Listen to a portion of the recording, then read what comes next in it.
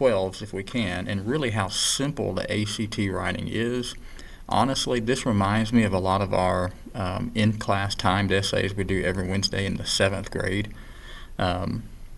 Maybe ours is a little bit more generic because they're really still learning where to put things and stuff like that, but we're going to go over the ACT writing, and really while there's no excuse for juniors, seniors, sophomores, whoever, to not be getting high scores on this 12. So first of all, about the writing. I mean, you're going to have 40 minutes to write an essay, and we're not talking about like a 3 or 4 page essay. It needs to at least be a page or a little bit more than a page, honestly. If it's anything less than a page, it really doesn't look good. And I don't care what the rubrics say. If you write less than a page, it better be really, really good, or it's probably going to get points deducted. Not just because of the length. Length technically isn't there. It's just hard to really make nuanced arguments and counter arguments and supporting claims with evidence in less than a page.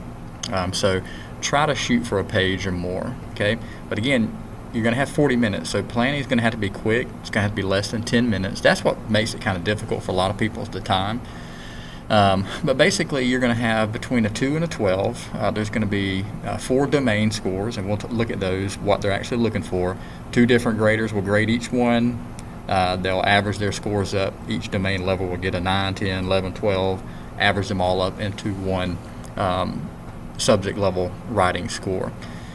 Okay, so let's talk about this first. Let's look at on the rubric what they're going to be looking for. Ideas and analysis, of course.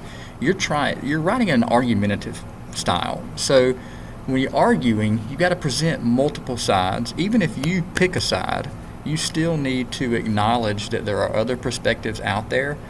Maybe the things about those perspectives that could be valid, but also this is the whole point of the counter argument, why they might be a little wanting a little bit, while they might be a little bit wrong. Okay, so everything, as you see, addresses complexities and, of course, multiple perspectives, as you can see. Even though you're going to take a position, you're also going to not only take time to write a thesis, you need to take time to look at the passages or the perspectives and think of some counter arguments up for the ones you didn't go with, and we'll get to that in a minute.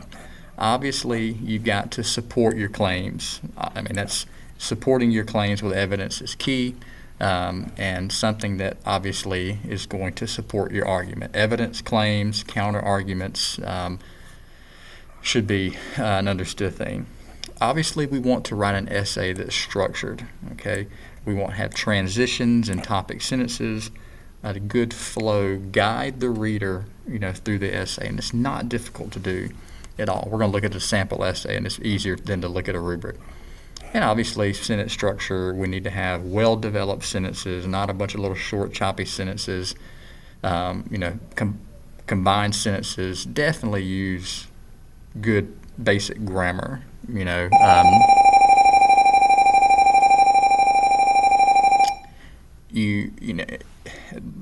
It doesn't matter who's grading your essay. The first thing they're going to look at, really, I don't care what the rubric says, any grader is going to look at your just overall perception of your essay. Is there any semblance of a structure? Are they even capitalizing proper nouns? Can they even combine sentences properly? Is there any structure at all? That's the first thing they're going to see. And your intro and your conclusion. We'll talk about the significance of the intro as well. Okay, so we want to write with clean grammar. But let's just go look at a real prompt. Okay? Again, it won't be a long prompt. It'll just be, this one is intelligent machines, and then you'll read the perspectives. And then, of course, this will be your task. Write a unified, coherent essay about the increasing presence of intelligent machines. Some of the perspectives are supporting them, some of them don't, and one perspective is more nuanced. Now, perspective 3 would probably be the one I go with because it's not like praising them, but it's not saying they can't do wrong, but it's also not saying that they're terrible. It's talking about the potential for machines. Perspective 1 is pretty much overgeneralizing everything negative about them. Perspective 2 is kind of overgeneralizing everything positive about them. And even though they make good points, we can clearly see that those would be two easy things to have counter arguments about. So perspective 3 is the one I would go with and make my thesis statement, and I would, of course, acknowledge the good things about these, but make notes of the counter argument. So if I'm reading right now, I'm going to take less than 10 minutes. All right, I've read it, I understand each of the perspectives. So I'm going to first write my thesis statement, my position, which one I mostly am going to be in a line with. Okay, and then I'm also going to make a note here on my paper, the limits of perspective 1, maybe the counter arguments I could use against perspective 1. Okay, so I've got my thesis. I made a few notes about the counter arguments I could use from the other two perspectives. So now here we go. Your essay needs to be structured like you typically would. You need an intro, body paragraphs, conclusion. Okay, each body paragraph is going to have one topic and one point you're going to be discussing. Just leave it simple. That is simple. We do this every week in 7th grade. All right, in your intro, you see, there we go, got a nice hook, something to draw the reader in. Maybe it's an interesting fact or a statement that kind of makes the reader go, huh. Then we got a little bit of background, and then, of course, straight to their thesis statement. Okay, the increasing prevalence of intelligent machines challenges us to change long-held beliefs about our limitations and continue forward to new and even more advanced possibilities. That's a nice, nuanced thesis. That's a thesis that is clear. It's kind of definitely they take a position, and it's something that will be able to have multiple perspective arguments. All right.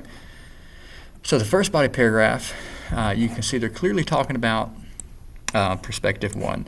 One common argument against increased presence of machines in our daily lives is that machines learn from our basic humanity, leach us from our basic humanity. And it does acknowledge that. However, it also talks about in this paragraph the counter arguments against that, because it talks about the benefits of machines, and it even says, therefore I must disagree with perspective 1. She acknowledges their concerns, but at the same time the writer has their counter argument at the end about ways they disagree with them. All right, then they move on. Another school of thought, perspective 2, there's a topic sentence. It lays out the topic, and then they're going to spend the rest of the paragraph explaining in a nuanced way pros and cons of that perspective. Okay, and this one is talking about how machines are basically automatically better than people at low-skill, repetitive jobs. And, of course, they do acknowledge some good things about it.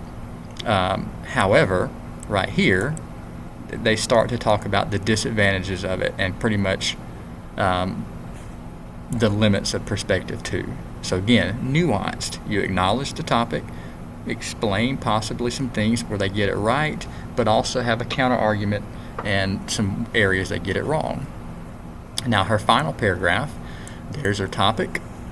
Okay, talking about perspective 3 and the intelligent machines and possibilities of what they can do.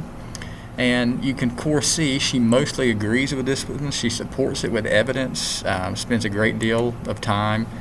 She even has a direct quote in there, evidence to support the claims, and then that's her body paragraph number 3.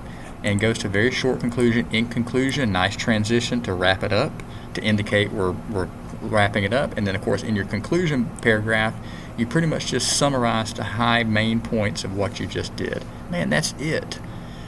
Write clean, write concise, have your position in a thesis statement, but also understand the other perspectives, the positives and the negatives of them, and be ready to have those counter arguments. Don't just write your thesis. Make sure you take a note of some of the areas you could have a counter argument against the other two perspectives, because it is an argumentative essay. That's it. Intro, 3 body paragraphs, conclusion, transitions and topic sentences. When you're getting to a new body paragraph, changing your topic, acknowledge that the other perspectives have some benefits, but also acknowledge the counter argument where they get it wrong. And then, of course, finally, support your position and your perspective and your thesis. Okay? That's what it is. You are explaining the evidence, how this evidence supports your thesis and supports, the topic of the prompt. I mean, to me, I'm looking at this essay, and I have kids literally in the 7th grade who can write like this. So for me, ACT writing is not even that difficult. Evidence, claims, nuances, counter arguments, just a basic essay structure, which you should know, topic sentences with transitions. I mean, this ACT writing is not that difficult. But again, try to make it a page at least, okay?